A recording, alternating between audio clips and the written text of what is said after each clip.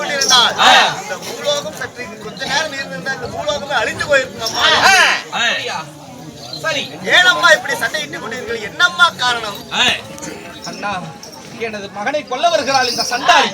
அதனால் அவளை கொல்வதற்காக நான் சென்றேன். ஆமா, ஏனிப்படி மலையாக உருவமானதை எடுத்து எங்களுடைய இருவருடைய சண்டையை ஏன் தடுக்கிறீர்கள்? இருவரும் யார் என்று தெரிந்தால்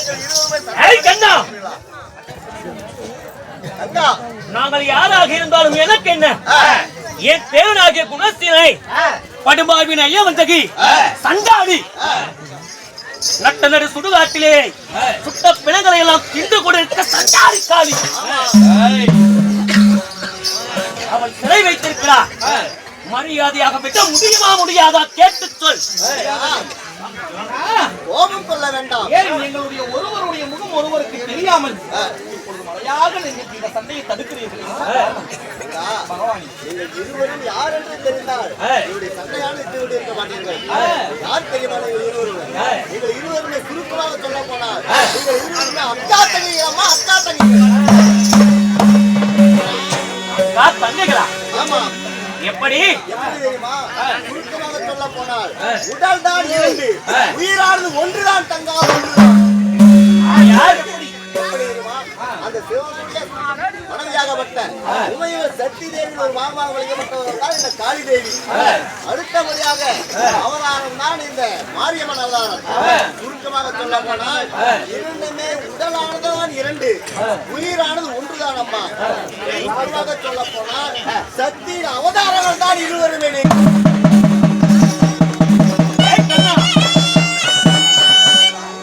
யாராக இருந்தாலும் சரியே, என் முன்பதாக இப்பொழுது நீ மலை போல் நிற்கிறாய். மரியாதையாக சொல்கிறேன், கண்ணன் என்று கூட எதிர்பார்க்க மாட்டேன். மரியாதையாக மலையை விட்டு இறங்க முடியுமா முடியாதா? கோபம் சொல்ல வேண்டாம். அக்கா தங்களை இருவருமே அழித்து சண்டையால் இட்டு கொண்டிருந்தார். உலகமானது அழிந்து போய்விடும். அகில உலகமே அழிந்தாலும் சரியே, இருந்தாலும் சரியே, என் பேரனாகிய குணசீலனை நான் சிறை மீட்காமல் விடமாட்டேன். நீ மலையாக நின்றால் மட்டும் அந்த காளியை நான் சும்மா விடுவேனா? நான் என்ன செய்வேன் தெரியுமா? மலையேறி வருவதடி காளிகே, அடி காளிகே, மைத்தையரு பெண்ணடி காளிகே.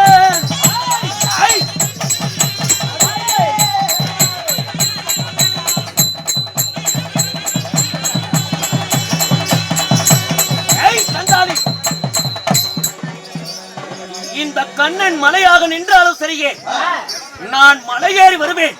உன்னுடைய மானத்தை கெடுப்பேன். அப்படியா?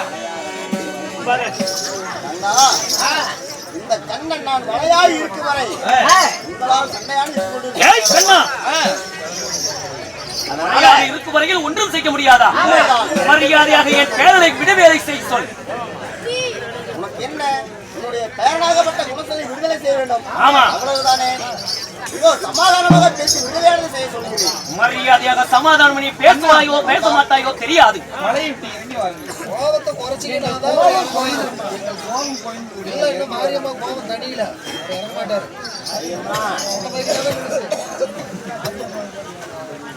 தங்கா, அதாவது உங்களுடைய கோபத்தை குறைத்தால் நான் மலையை விட்டு கீழே இறங்கி வருகிறேன். இறங்கி வாழ்ந்து வந்தான். ஆகட்டும், அப்படியே இறங்கி வருகிறேன்.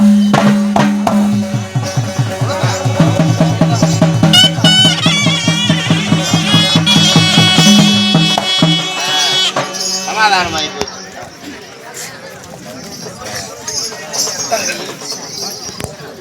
தங்கா, கொள்ள வேண்டாமா?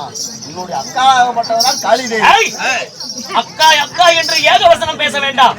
மரியாதையாக என் பேரனை விடுதலை செய்ய முடியுமா முடியாதா? கோபத்தால் முடியாது, சமாதானத்தால் முடியுமா?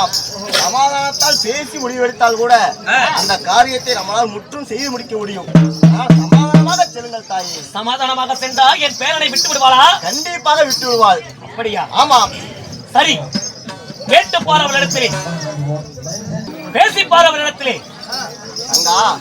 அதாவது மாரியம்மனுடைய பேரனாகப்பட்ட குணசீலனை விடுதலையானது செய்தால் அவன் சற்று சமாதானமாக. கவலை வேண்டாம், நாங்கள் இருவரும் அக்கா தங்கை என்று உரைத்து விட்டீர்கள். உண்மைதான். இப்பொழுதே என் மகனிடத்தில் கேட்கிறேன். மகனே மதிசூரா, அம்மா மகனே, அம்மா நாங்கள் இருவரும் அக்கா தங்கைகள். அப்படி இருக்கும் பட்சத்தில் பேரப்பிள்ளையை வந்து நீ சிறை வைத்திருக்கின்றாய். அதனால பேரப்பிள்ளை விடுதலை செய்து விடு மகனே. அம்மா ஒரு பொழுதுமே அந்த குணசீலனை விடுதலை செய்ய முடியாது. யாரு எங்க அம்மா உங்க அம்மா உங்க அம்மாவுக்கு போய் அந்த பொம்பளை ஒருத்தி துரத்திட்டு வர்றா, அவங்க இருந்து காப்பாத்தி அவளை கொல்லி அந்த காப்பாத்தினா இப்ப என்ன வெள்ளக்கோடி தூக்கிட்டு சமாதானம் பேசுறது வருது? இதெல்லாம் காத்தாவா? அவள் எனது தங்கை. அவன் தங்கச்சாரு எடுத்துட்டு போறா. அவனை கொல்ல முதல்ல. சொல்ல முடியாதப்பா. ஏன் ஏன் கத்தி இல்லையா, இல்ல கடப்பாரு இல்லையா, ஆயுதம் இல்லையா, என்ன இல்ல? எங்கள் உடல் தான் இரண்டே தவிர உயிர் ஒண்ணுதான். அதனால வாய்ப்பை உயிர் ஒண்ணுதான்.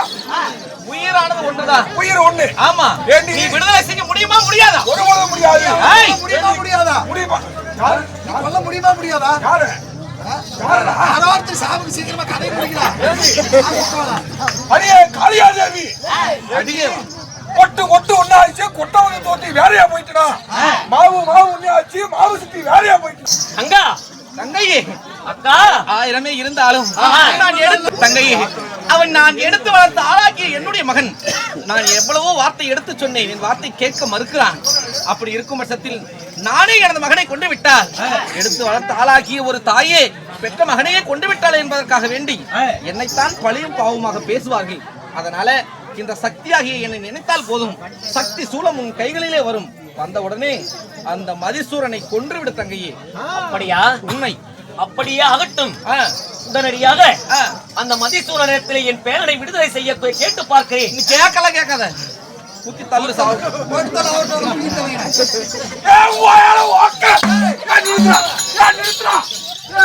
கடைசி வரைக்கும் வாயிலே பண்ணிவிட்டு போறாங்க. கல்வி எரிஞ்சுட்டு என்னடா பண்ண எங்க அம்மா இவன் ஏதோ சொந்த முடி இல்லை, ஒட்டு முடியா? அவன் போவண்டா. நான் முடியாது, சொந்த முடி வச்சுக்கிட்டு தான் நைட் எல்லாம் ஒரே மைத்தான் மைத்திரேன்னு நினைச்சேன். அவளை போவோம். எங்க அம்மாக்கு இப்ப போய் புளுத்து போய் உங்க அம்மா கிட்ட போய் வாயிலே கடைசி வரைக்கும் பண்ணிட்டு போறோம்டா. பண்ண மாட்டான். காலையில எந்திரிப்பேன். எங்க அம்மாக்கு நான் எல்லாமே பண்ணுவேன். சரி, இப்ப என்னைய அழுதாது சொல்லு, அழுதாது சொல்லு, அழுதாது சொல்லு, அழுதாது சொல்லு, அழுதாது சொல்லு. சாவுட்டா? ஆமா சாவுட்டா? ஏன் செய்யறான்னு அப்படி தவிர சாமோக்கு முடிச்சு தீபங்களா? ஏண்டா என்ன ஏண்டா? ரெண்டு பேரும் யாரும் சாவ சொல்றா? ஆறு ரெண்டு பேர் தான். ரெண்டு பேர் ஆறு ரெண்டு பேர். ஆறு ரெண்டு பேர். முதுகுல அடிப்பியா நீ? அறியாது முதுகுல அடிப்பியா?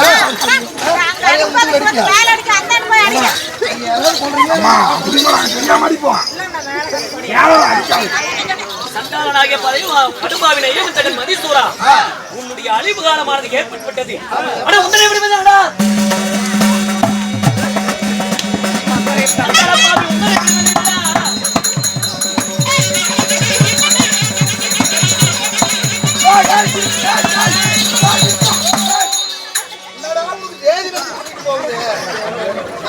சாவும் அடிக்கிறா, கூத்தும் முடிக்க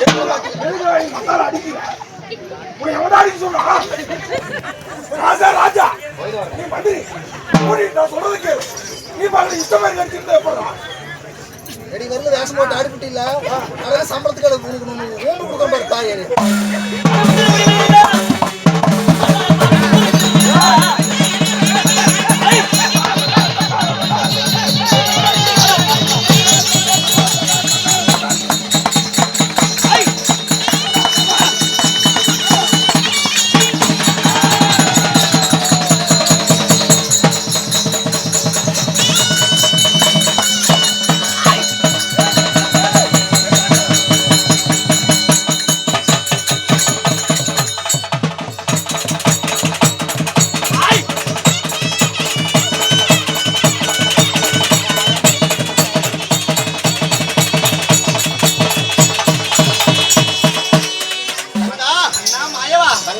ஆயிரமே இருந்தாலும் ஆமா. நான் எடுத்து வளர்த்து ஆளாக்கிய என்னுடைய மகன் மதிசூரன். உண்மைதான். அப்படி இருக்கும் பட்சத்தில் என் மகனாகிய மதிசூரனை என் தங்கையாகிய மாரியானவள் கொண்டு விட்டார்.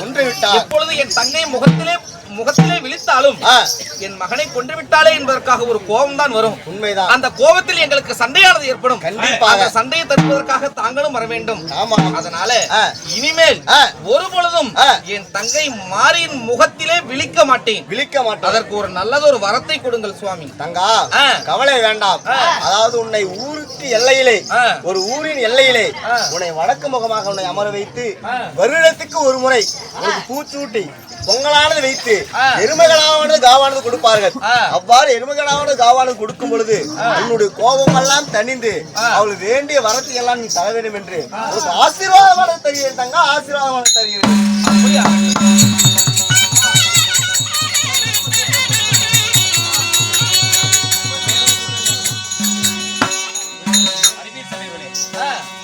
கேளுங்கள் சபையோர்களே, இப்படியாக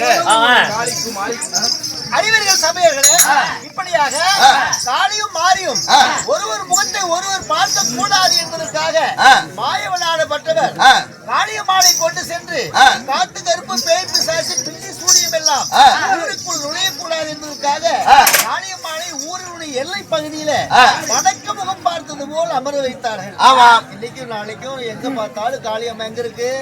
ஊருக்குள்ள இருக்குதா? எல்லையில. ஊர் எல்லையில் தான் இருக்கும். ஆமா. மாரியம்மாளை கொண்டு சென்று எல்லோருக்கும் நல்லவராக இருந்து எல்லோரையும் நல்லபடியாக காப்பாற்ற வேண்டும் என்பதற்காக வேண்டி மாரியம்மாளை கொண்டு சென்று நடுவூரிலே கொண்டு போய் வைத்தார்கள். பெரியவர்களே, இப்படி கிழக்கு முகமாக பார்த்தது போல் அமர வைத்தார்கள். அப்படி அமர வைப்பது காளியம்மாளை வடக்கு முகமும் மாரியம்மாளை கிழக்கு முகமும் அமர வைப்பதோடு இந்த காளிமாரி சண்டை என்ற நாடகமானது இத்துடனே நிறைவு பெறுகிறது. இதுவரையில் நாடகத்தை கண்டுகளித்த நீங்க அத்தனை பேருமே ஜோரா ஒரு கைத்தட்டல் கொடுப்போம்.